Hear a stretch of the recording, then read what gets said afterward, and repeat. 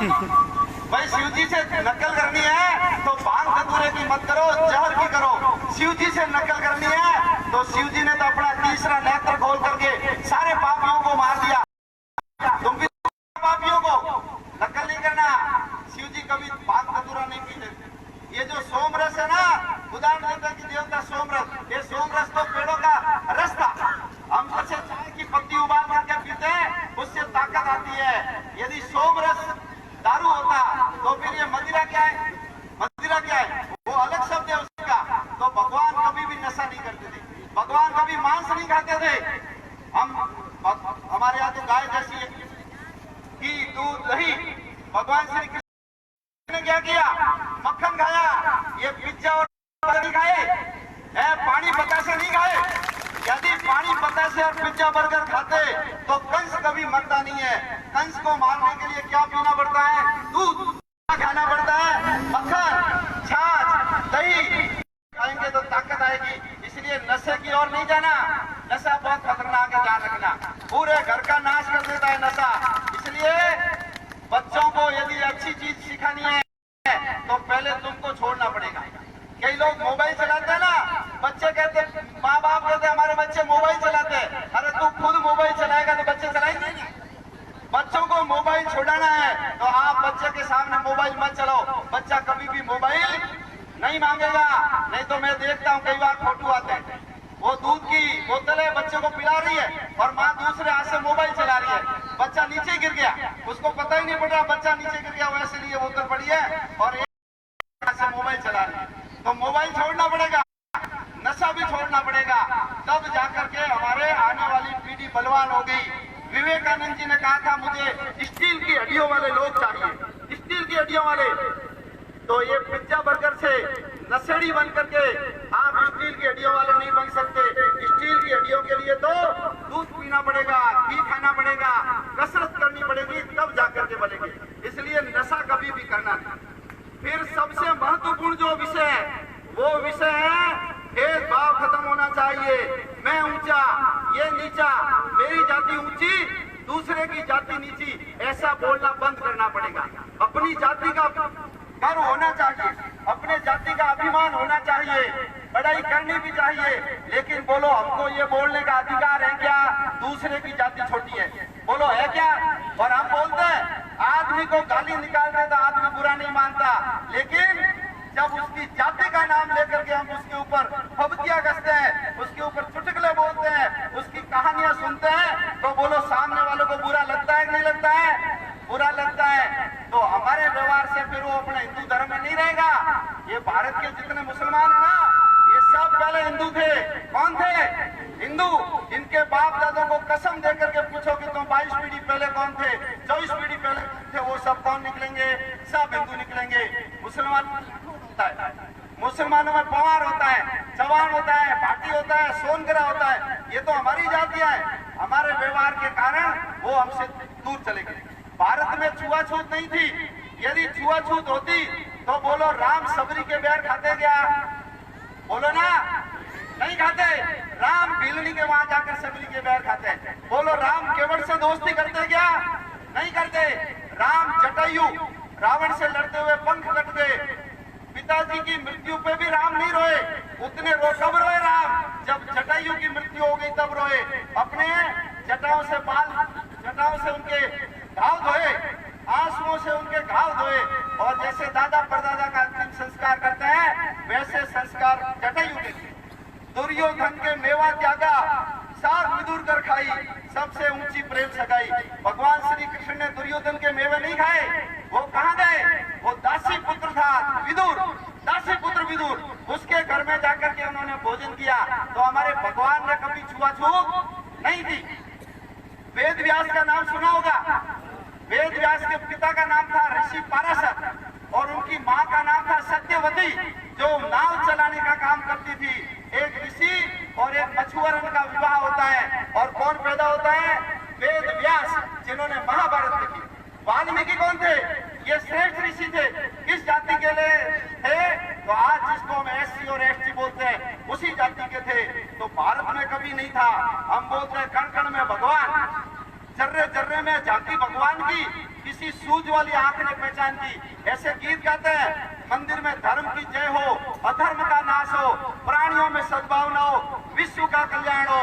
हिंदू बोलता बहुत बड़ी बड़ी बातें है, लेकिन हिंदू का आचरण उसके एकदम उल्टा है। और यदि ये जारी रहा तो ये सारी जातियां टूट करके हमसे अलग हो जाएगी और हम थोड़े से रहेंगे। तो ये जो देश अभी दिख रहा है ना, इसके आजू बाजू वाले सारे देश हमारे थे, लेकिन हमारी फूट के कारण, हमारे असंगठन के कारण पाकिस्तान अलग हो गया।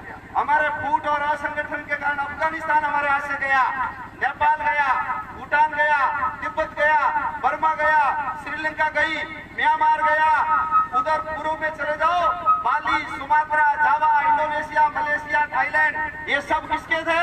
ये हमारे थे। लेकिन मैं बड़ा, ये छोटा, ये मेरे घर में नहीं आ सकता, इसको मैं तालाब में पानी नहीं भरने दूंगा, इसको मंदिर में नहीं घुसने दूंगा, इसको शमशान घाट में दाह संस्कार नहीं करने दूंगा। अरे तुम भगवान के घर से आए थे तो जाति लेके आए थे क्या?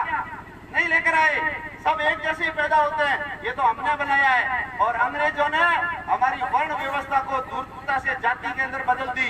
अम्बेडकर जी ने भी कहा है, 6वीं शताब्दी से पहले भारत में जाति व्यवस्था नहीं थी। ये सब मुगलों के आने के कारण अभी 466 जातियां बन गई। ये अम्बेडकर जी बोल रहे हैं। जब मेरी माँ गंदगी साफ करती थी ना, हम छोटे थे तब, उसी के हाथ से रोटी खाते थे कि नहीं खाते थे? हम हमारी गंदगी खुद साफ करते हैं, बोलो उसी हाथ से रोटी खाते हैं कि नहीं खाते हैं? कुत्ता हमारे मंदिर में जाता है कि नहीं जाता है? कुत्ता मंदिर में जाता है। बिल्ली जो चूहे खाती है, बोलो आपका दूध पीकर जाती है कि नहीं जाती है? भगोला भरा हुआ हो 5 किलो दूध का और बिल्ली चाट करके चली जाए, बोलो हम दूध फेंक देंगे कभी बाहर? अरे वो तो चूहे खाती है ना। और आपका 15 किलो का पीपा घी का भरा हुआ, असली घी 15 किलो का, और उसमें चूहा मर जाए, आप बताओ चूहे को बाहर फेंकते हो या घी को बाहर फेंकते हो? कोई घी बाहर नहीं फेंकता है, वो चूहे को फेंकता है बाहर। घी का चूरमा बना बना करके खाता है। और चूहा कहाँ घूमता है? नालियों में घूमता है। मक्खी कहाँ बैठती है? मक्खी आपकी रोटी के ऊपर आके बैठती है, आपकी सब्जी पे बैठती है, मिठाई पे बैठती है, ऐसे ऐसे करके उड़ा देते हैं और हम वो खा जाते हैं। तो क्या ये हमारे वीर बेगवाल, ये कोई हरिजन या कोई ये जिनको मोची यानी जीनकर बोलते हैं, क्या ये कुत्ते बिल्ली से भी खराब है क्या? अरे वो पटवारी बन गया, वो मास्टर बन गया, आज वो कलेक्टर बन गया, उसके घर के अंदर मार्बल लगा हुआ है, चमड़े का काम वो करता नहीं है, उसके घर में गाय बंधी हुई है, घी का दीपक होता है। तो हमारे जैसे 8 मास के व्यक्ति से हम घृणा करेंगे, नफरत करेंगे? और करोगे तो वो मोहन राम जिस दिन मोहम्मद बन गया या जिस दिन माइकल बन गया, तो वो आपकी सेवा के लिए नहीं आएगा, वो तलवार लेकर के आएगा और तुम्हारा सिर काट देगा। अभी आपने देखा होगा थोड़े दिन पहले उदयपुर में एक हिंदू की हत्या की गई। अभी आपने थोड़े दिन पहले देखा होगा एक लड़की के 36 टुकड़े कर दिए। कितने? 36 टुकड़े। हिंदू ऐसा नहीं कर सकता। एक हीरोइन है करीना कपूर, नाम सुना है? और उसने शादी किससे की है? सैफ अली खान से। और सैफ अली खान के जो बच्चा पैदा हुआ ना, उसका नाम राम नहीं रखा, शिव नहीं रखा, भरत नहीं रखा, उसका नाम रखा है तैमूर। तैमूर कौन था? वो तैमूर लंगड़ा, तैमूर लंग, जिसने हजारों हिंदुओं को मारा। और मुसलमान बाप से, हिंदू माँ से यदि कोई बच्चा पैदा होगा, वो कभी मंदिर नहीं जाएगा, ध्यान रखना। वो महाराज जी के कभी पैर नहीं छुएगा, वो कभी घर में दिया नहीं जलाएगा, तुलसी को पानी नहीं देगा, वो तो हिंदू को मारने का ही काम करेगा। इसलिए इस षड्यंत्र को समझो और एक बात का सब ऊंचे स्वर से ये गुंजायमान करो आकाश को, हिंदू हम सब एक, हिंदू हम सब एक। जब मेरी माँ अपवित्र नहीं हो सकती, मेरे हाथ अपवित्र नहीं हो सकते, तो मेरा कोई भी भाई है वो अपवित्र नहीं हो सकता। मोहम्मद अली जिन्ना ने कहा था कि पापी से पापी मुसलमान मेरे लिए गांधी जी से बढ़कर। मुसलमान क्या बोलता है?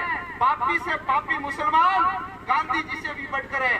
जब वो इतने कट्टर हो सकते हैं तो बोलो हमको भी एकता का परिचय देना चाहिए कि नहीं देना चाहिए? एकता का परिचय यदि नहीं देंगे तो राम मंदिर बन रहा है, आबादी बढ़ गई, तुम्हारी संख्या कम हो गई, तुम्हारी बहन बेटियों को मुसलमान भगा भगा के ले गए। वो अभी श्रद्धा मरी है ना, उसके बाप ने बहुत समझाया, उसने कहा नहीं मेरे वाला ऐसा नहीं है, और उसके टुकड़े कर दिए। कभी कोई सूटकेस में मिलता है, कभी कोई गट्टर में लाश मिलती है, कभी कोई टुकड़े कर करके रात को फेंक करके आते हैं।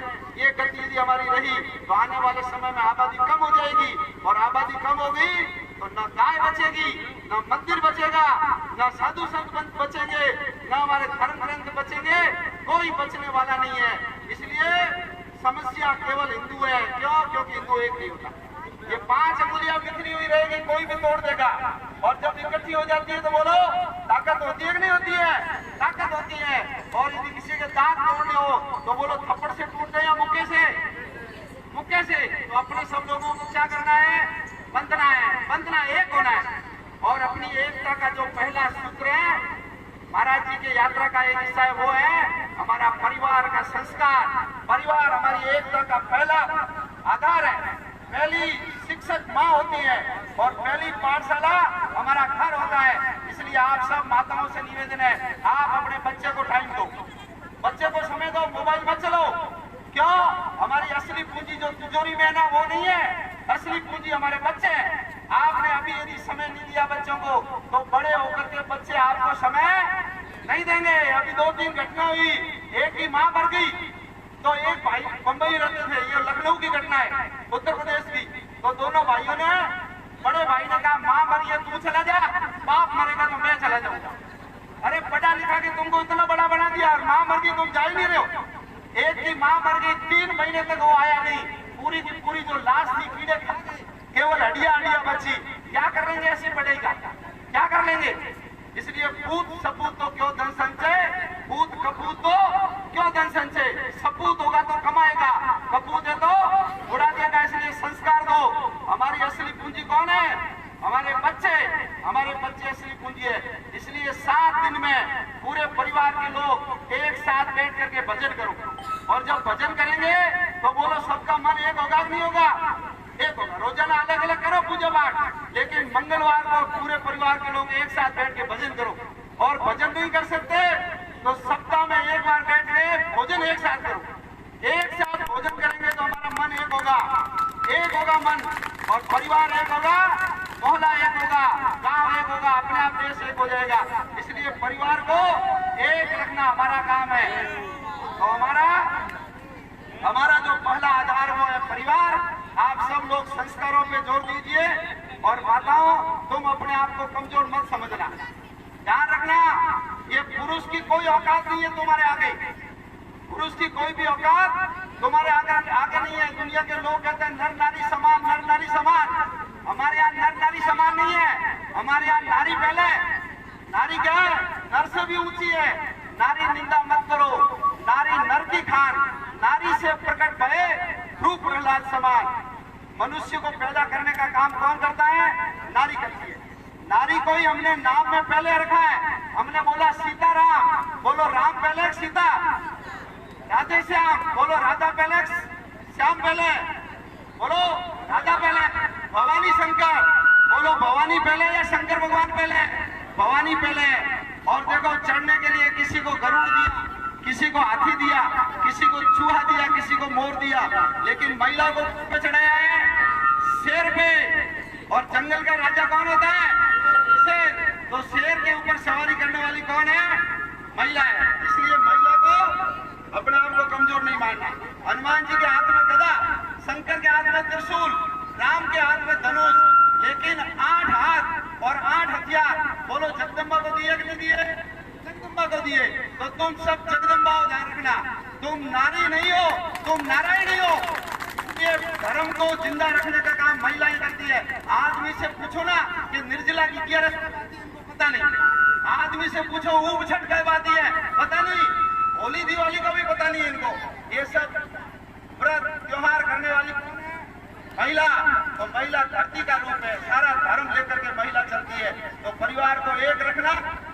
अपने ऊपर कोई अंगुली उठा करके हमको कहे कि ये फलाने की बेटी है, ये फलाने का बेटा है, ऐसा दिन हमारे जीवन में कभी आना नहीं चाहिए।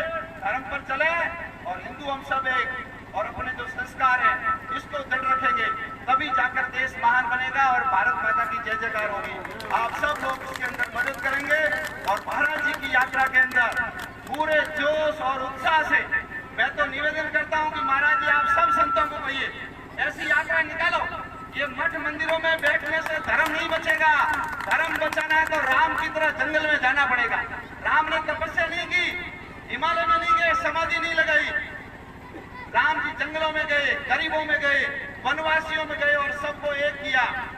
यदि नहीं गए, मुल्ला मौलवी सब घूम रहे, दूर दूर से आके धर्म का प्रचार कर रहे हैं, और हम यदि अपने मठों में या घरों में बैठे रहेंगे तो हिंदू को कौन जगाएगा।